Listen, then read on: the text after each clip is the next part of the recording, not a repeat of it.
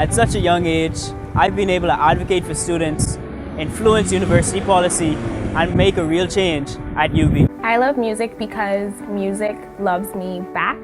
Music has given so much to me, and I just want to give something to it. I'm an entrepreneur because I believe it's the only way that you can control your life and become fully responsible for the actions you make and all of the money that you want to make. I decided to run for politics because I wanted to champion the cause for change for my community and young people of our country. The reason I am an advocate is because I believe that service is the rent that you pay for your room here on earth. This is my story. Our age does not limit our potential. This is our story. What's yours?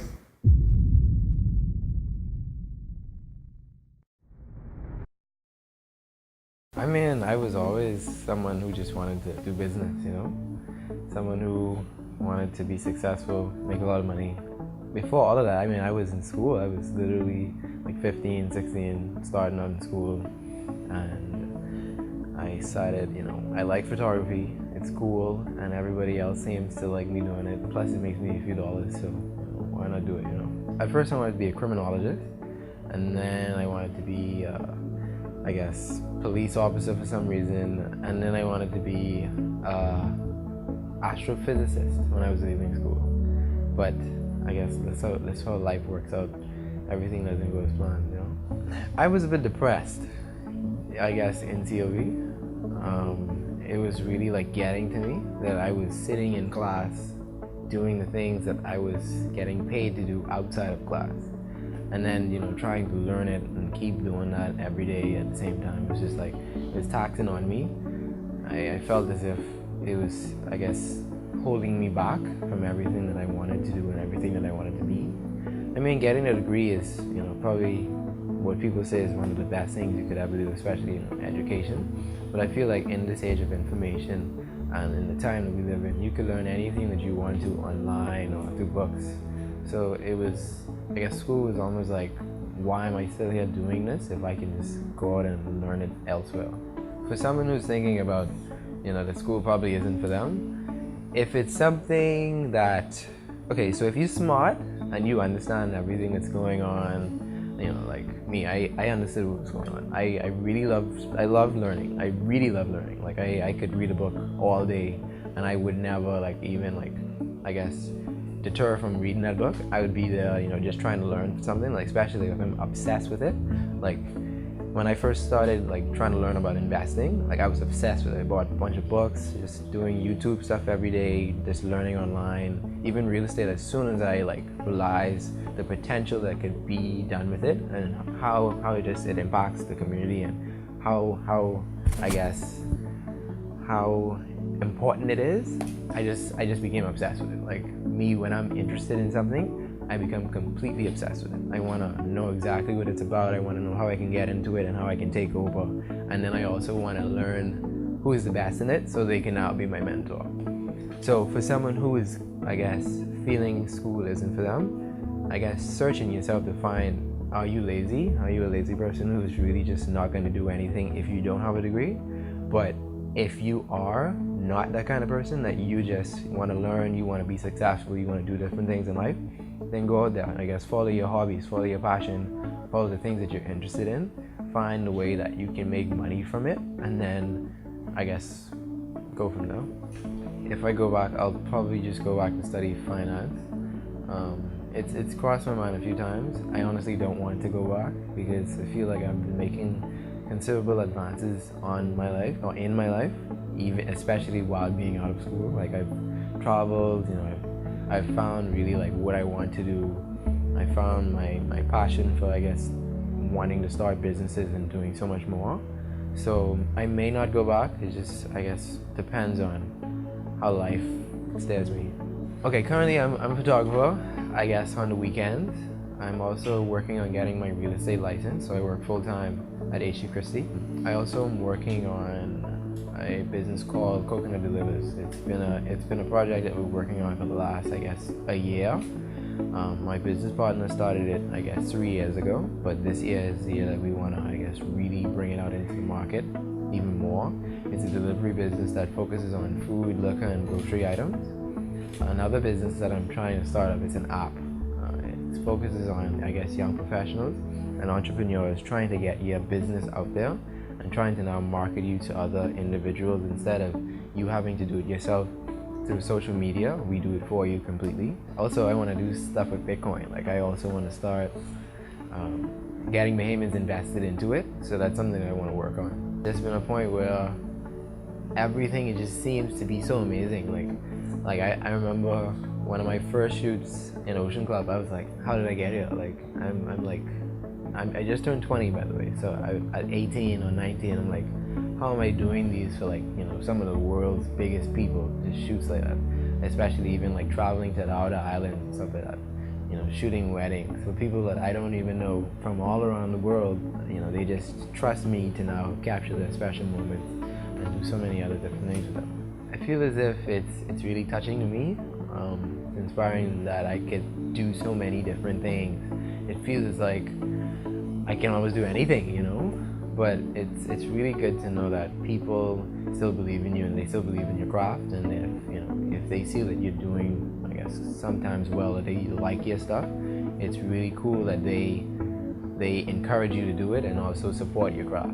Keep believing in yourself, keep trying your best, keep pushing, keep, I guess, always being yourself, and never give up, because trust me, it's going to be worth it. I always feel like you want to give up, because I feel as if, especially in the Bahamas, we could be paid so much more for our craft, especially the things that we love and do well. So I wanted to just, you know, find a job, do something else. When I first started, people was like, you know, you're so young, why do you charge so much or want to charge so much? And then you have to kind of understand, or I guess explain to them that, hey, this is my craft, this is what I do, this is my art. So I'm not gonna just, you know, give it to you for free or just do it for any price. So it was always a battle, I guess, for people to now take you seriously, to say, okay, I trust you that, you know, if this is your price and everyone else is paying it, let's now, I guess, go ahead with it. And then there was, you know, I guess, a time when people thought that, okay, if someone else older than me, like I should say my mentor or even other people are doing it, why would they take me seriously? You know, someone so young, just coming out of school, you know, especially just being a college student. Most challenging thing as an entrepreneur is being an entrepreneur. Because you now control all of your income. It's not something steady. You have to almost put a gamble on, or it's just a guess. So you market yourself, and then I guess if someone calls you, then you get a job, or you get a shoot, or you get to do something lucrative. But if someone doesn't call you, then you don't have any money, you know what I mean? I see myself being a billionaire. I see myself owning multiple businesses. I see myself being a serial entrepreneur. Probably, you know, maybe a big time real estate person, maybe someone who's developing property all around the island. I see myself as also a big marketer. I want to have my own media company, you know, doing commercials around the place. I see myself inspiring others. I see myself giving back completely to the community. Because right now I feel like I'm nothing compared to the people who are really making a difference and a change in this life. So I see myself in 10 years being almost the person that I want to be. And even then, I'm probably going to just stop at that point, because I think I want to now relax in 10 years. So at 30, I want to see myself retiring, you know, actually traveling everywhere in the world and doing, I guess, a lot of different things. On a day-to-day, my boss inspires me the most. Ryan knows he's a very good inspiration. He's done very well in his craft. In the field that he's in, real estate. And, you know, he inspires me because he's, you know, 30, and he's one of the biggest, I guess, top producing agents in the Bahamas. Also, Elon Musk, the guy who owns Tesla and SpaceX and all the different things. He's a smart guy. Not Donald Trump for sure. Inspirations, you get inspiration from everywhere. People who really invest in themselves, like Warren Buffett. The guy is a billionaire, beyond our imagination. So, like, you really want to be like those people. End goal is to be happy, to be completely happy, just to enjoy life, to be completely comfortable where I don't have to wake up and go to work, or I don't have to wake up and be like, you know, depending on other people. I want to be completely dependent on myself. I want to be someone that other people look up to and be like, I want to be like that guy one day, you know? Yeah, I definitely see myself maybe one day in politics. I have a goal of maybe being prime minister. But just seeing the way politicians act now and, you know, how they get once they're in, I probably wouldn't. I'd probably just be a person who just, you know, I guess gives back to the community, you know, help where I can. And then if I don't have to be in politics, maybe even fund the people who are in politics, then just stay like that. I'd like to see, I guess, more people involved in investing in themselves and actually, I guess, saving also, I guess, helping other people. I'd like to see more Bahamians with the drive to actually, I guess, succeed and drive to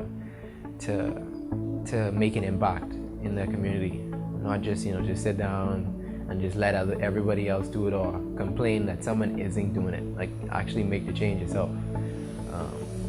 And it's a lot of change. Like, I want to now, I guess, impact the inner city communities by putting in more, like, I guess, electricity in there, and in particular solar electricity, so that, you know, they don't have to pay for it. Because in the Bahamas, like, minimum wage and stuff like that is horrible. Minimum wage is so low that these people can't even pay for their light bill. They can't pay for more things outside a grocery or even a car, or they have children and they have. So, I mean, I want to now make it easier for the, I guess, easier way of life, and also bring down the cost of living so that people aren't struggling the way that they are in this current time. And there you have it, a little insight into the entrepreneur Aaron Davis's life.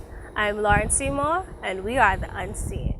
Do you know I'm on God with you? Hey, do you know